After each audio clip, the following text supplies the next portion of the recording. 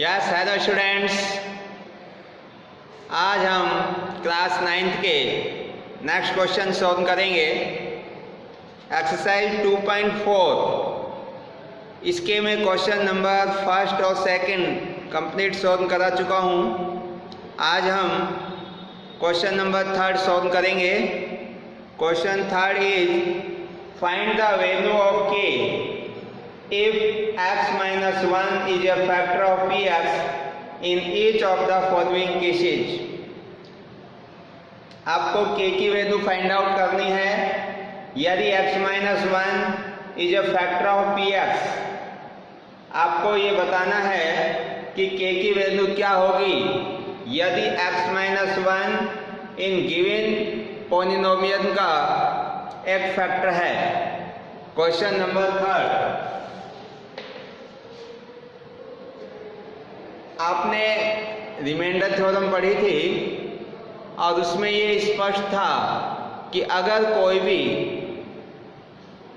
Factor given polynomial का एक factor तभी हो सकता है जब उस फैक्टर को हम गिवन पॉलिनोमियल में डिवाइड करें तो रिमाइंडर 0 आना चाहिए। जैसे इसका फर्स्ट पार्ट है px equal to x square plus x plus k और इसमें x माइनस 1 है, इसका एक फैक्टर है। x minus 1 is a factor of px since x minus 1 is a factor of px। जब x माइनस 1 इस px का एक फैक्टर है तो x माइनस 1 का हम 0 फाइंड आउट कर लेते हैं। इट मीन्स x की वैल्यू, और x की वैल्यू जो आएगी उसको अगर मैं इस px में रखूं तो रिमाइंडर आपका क्या होना चाहिए? 0 होना चाहिए। तो यहां से मैं इसका एक 0 निकाल देता हूं, मतलब x की वैल्यू। तो कैसे निकालेंगे? x माइनस 1 इक्वल टू 0 करके, therefore x is equal to 1। अब मैं x की वैल्यू अगर यहाँ पर x के स्थान पर रखता हूँ इस px पॉलिनोमियल में, तो px की वैल्यू आपकी क्या होनी चाहिए? 0 होनी चाहिए। तो put x is equal to 1 in px, then p1 equal to 0।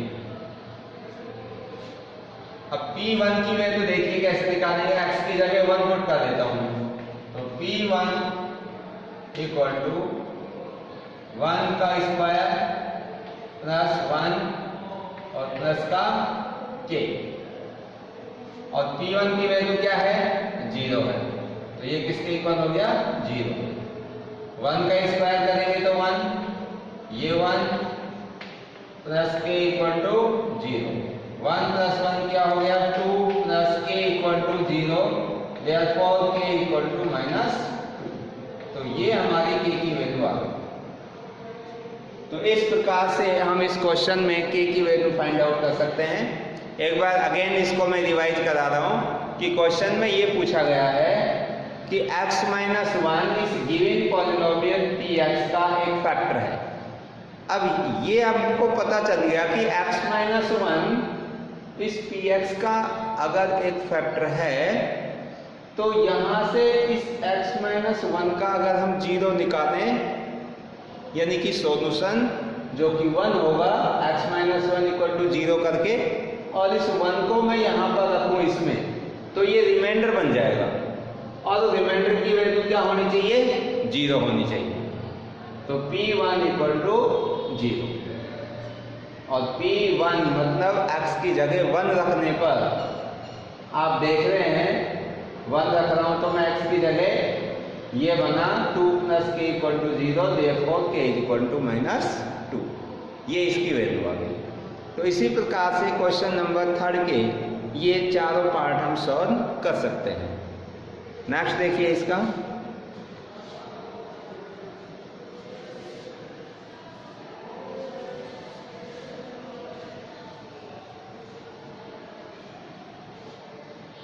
Question number 4। Question number 4 है फैक्टराइज। आपको फैक्टराइज करना है और इसमें सारे पार्ट आपके क्वाड्रेटिक पॉलिनोमियल्स के गिवन हैं। तो फैक्टराइज करें।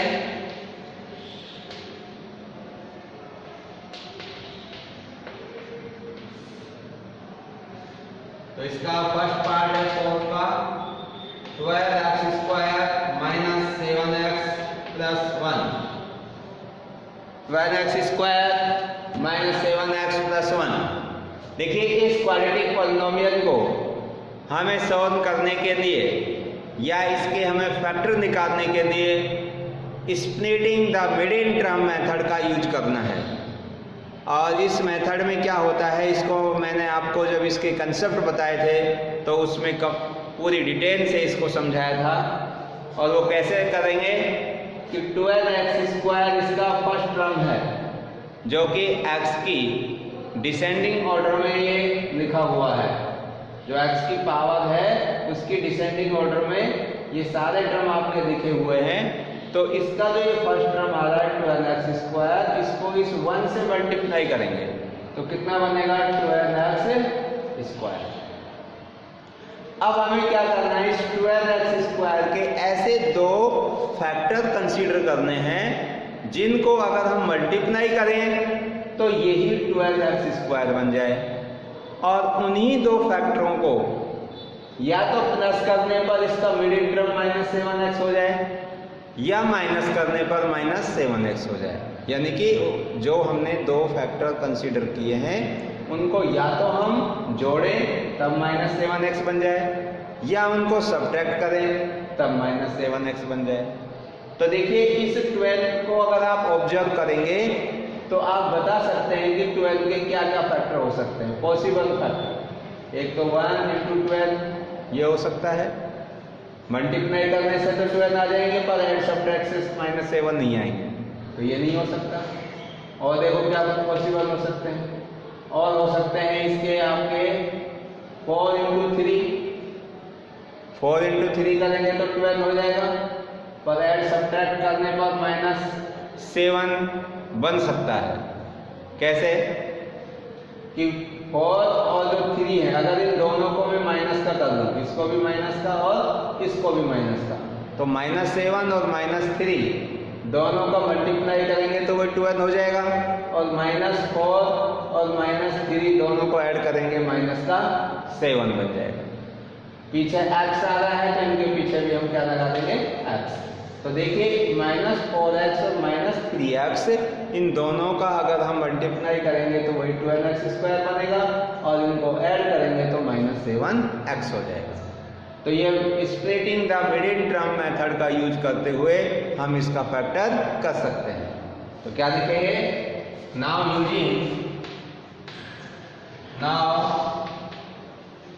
यूजिंग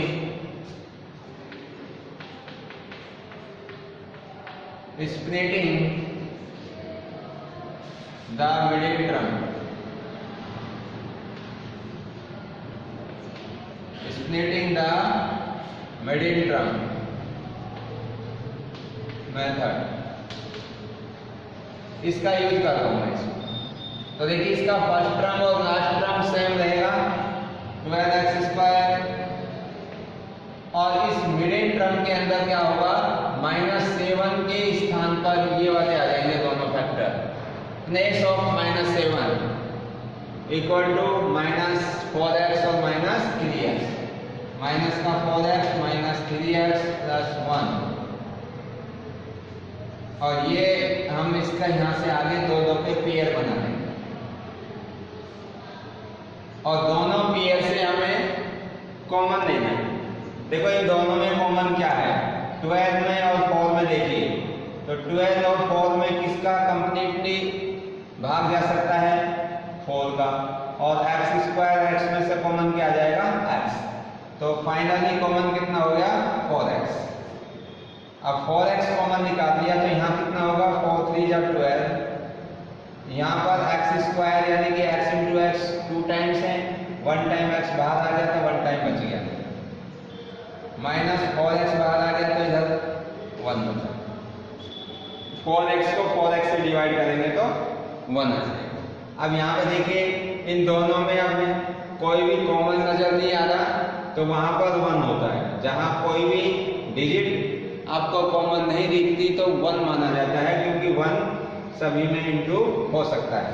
तो ये यहाँ पे माइनस साइन है तो -1 कॉमन आ जाएगा, इधर हो जाएगा 3x और बाहर माइनस है तो माइनस और प्लस बनकर माइनस बन जाएगा और ये ब्रैकेट क्लोज। अब देखिए यहाँ से अब इन दोनों में क्या कॉमन आ जाएगा, 3x - 1 यहाँ पर ये पूरा ब्रैकेट और यहाँ भी पूरा ब्रैकेट, तो इस पूरे ब्रैकेट को कॉमन ले लें।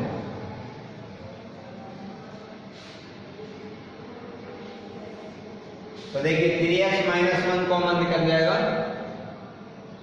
3x - 1 और इधर क्या बचेगा 4x - 1। ये 3x - 1 बाहर आ गया, इधर 4x बचा, यहाँ पर -1 बचा। तो ये आपके इसके फैक्टर हो गए क्वेश्चन नंबर 4 का फर्स्ट पार्ट। अब इसका एक पार्ट और देख लीजिए, फोर्थ का आप देखिए थर्ड पार्ट।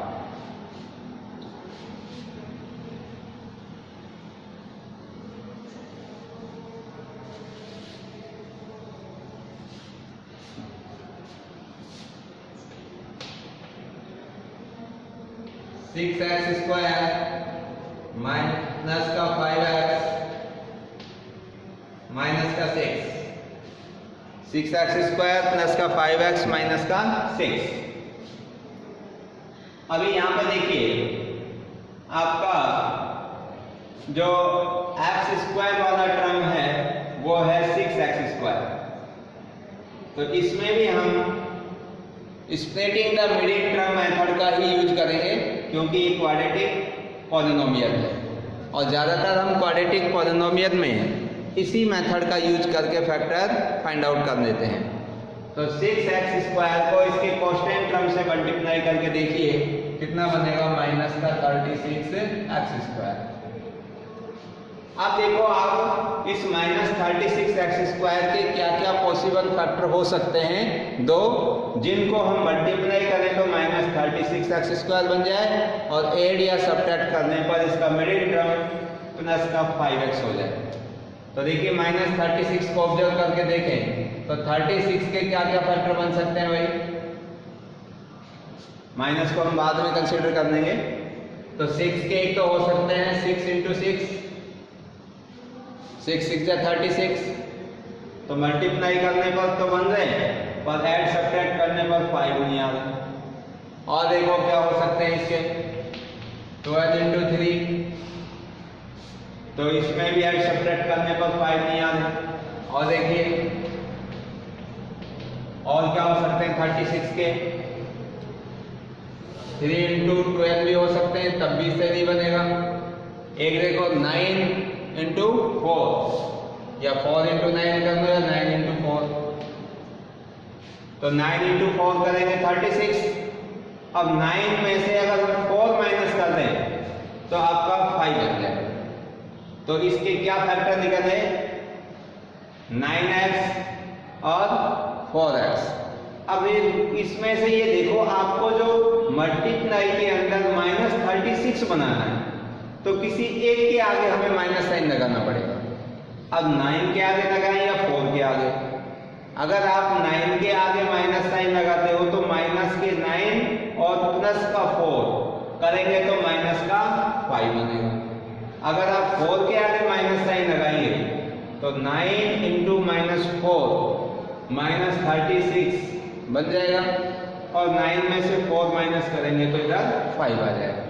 तो फाइनली इसके दो जो हमें फैक्टर कंसीडर करने थे, जो हमें दो इसके टुकड़े लेने थे, वो कौन से हुए, एक तो बना इसका 9x और दूसरा हो जाएगा माइनस का 4x।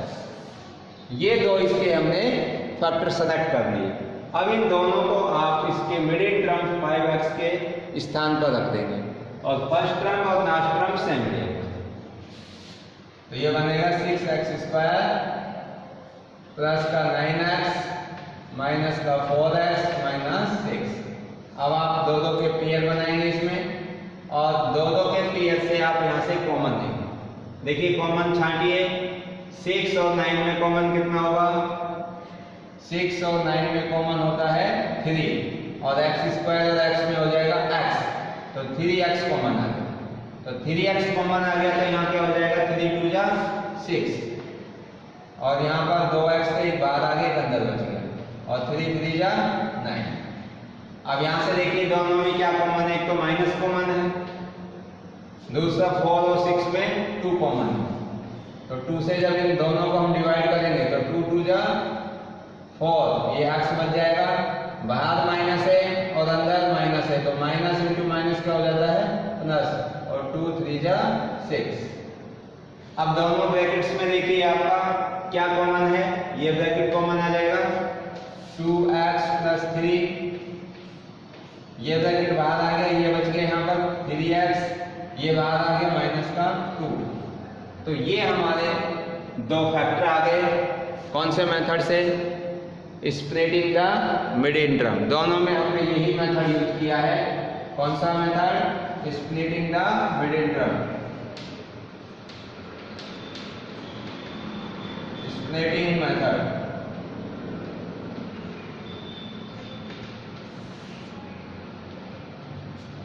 तो इस तरह से ये हमारे क्वेश्चंस के आंसर हैं। तो आप आगे के जो पार्ट हैं इनको सेल्फ से करके देखिए। अगर कोई प्रॉब्लम, कोई दिक्कत आती है तो आप कमेंट करके पूछिए। So thank you and thank you very much.